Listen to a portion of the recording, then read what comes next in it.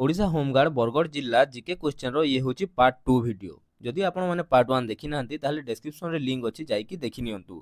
तो देखंतु प्रथम क्वेश्चन कोन रहिची बरगढ़ जिल्ला रो पुरातन नाम कोन थिला। उत्तर हेउची बाघरकोटा। प्रश्न नंबर 2 बरगढ़ जिला संबलपुर ठारू केबे अलगा होइतिला। उत्तर हेउची 1 एप्रिल 1993। प्रश्न नंबर 3 बरगढ़ जिल्ला रे केतोटी सब डिवीजन अछि। उत्तर हेउची 2टी। प्रश्न नंबर 4 बरगढ़ जिल्ला रे सिद्धेश्वर मंदिर केउठारे अवस्थित। उत्तर हेउची बरगढ़ ग्राम रे अवस्थित। प्रश्न नंबर 5 बरगढ़ जिल्ला रो केदारनाथ मंदिर केउठारे अवस्थित। उत्तर हेउची अंबाबना ठारे अवस्थित। प्रश्न नंबर 6 बरगढ़ जिल्ला रो श्याम मंदिर केउठारे अवस्थित। उत्तर हेउची भटली ठारे। प्रश्न नंबर 7 बरगढ़ जिल्ला रो रामचंडी मंदिर केउठारे अवस्थित। उत्तर हेउची लादेरपाली। प्रश्न नंबर 8 बरगढ़ जिल्ला देई केउ जातीय राजपथ जाय अछि। उत्तर हेउची NH6 बा जातीय राजपथ 6। प्रश्न नंबर 9 बरगढ़ जिल्ला रो प्रसिद्ध यात्रार नाम कोन। उत्तर हेउची धनु यात्रा जहाकी 11 दिन धरि चली थाए एवं एही यात्रा रे बरगढ़ शहर मथुरापुर होय थाए एवं अंबापाली गोपपुर होय थाए। प्रश्न नंबर 10 धनु यात्रा को आउ केउ नाम रे जणा जाय थाए। उत्तर हेउची world's biggest open air theatre. प्रश्न नंबर 11 बरगढ़ जिल्ला रो पड़ोसी जिल्ला गुड़िक किए किए। उत्तर हेउची संबलपुर, बलांगीर, नुआपड़ा और सुवर्णपुर। प्रश्न नंबर 12 बरगढ़ जिल्ला रो मुचलिंद बौद्ध विहार केउठी अवस्थित। उत्तर हेउची गनियापाली।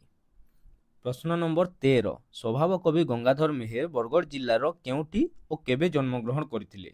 उत्तर हेउची स्वभाव कवि गंगाधर मेहेर बरगढ़ जिल्ला रो बरपाली टाउन रे 9 अगस्त 1862 मसिया जन्मग्रहण करथिले एवं 4 एप्रिल 1924 रे यह धाम त्याग करथिले। प्रश्न नंबर 14 गंगाधर मेहेरंको प्रसिद्ध लेखा गुड़िक कोन। उत्तर हेउची तपस्विनी, प्रणय बल्लरी, इंदुमती, कीचकबद्ध इत्यादि। प्रश्न नंबर 15 पश्चिम ओडिशार मदर टेरेसा बोली काहाकू कुहा जाय। उत्तर हेउची पार्वती गिरी। प्रश्न नंबर 16 बरगढ़ जिल्लार प्रसिद्ध जलप्रपातर नाम कोन। उत्तर हेउची आपखोल जलप्रपात जहाकी सर्धापाली रे रही अछि।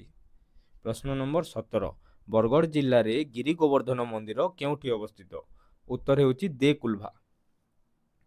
प्रश्न नंबर 18 बरगढ़ जिल्ला रो केउठी बुढ़ाराजा मंदिर अवस्थित। उत्तर हेउची पपंगा पहाड़।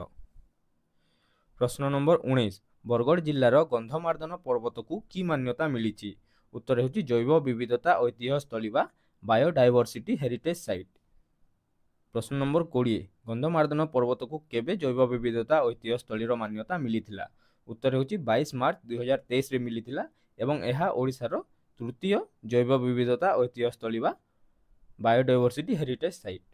तो बंधुगण आज भिडियो रे एतिकी भिडियोटी जदि आपण मानकु भल लागि थाए ताहाले भिडियोटी गोटे लाइक करंतु सांग मानक सह शेयर करंतु एवं जदि चैनल रे नुआ अछंती ताहाले चैनल टी को निश्चित भाव रे सब्सक्राइब करंतु।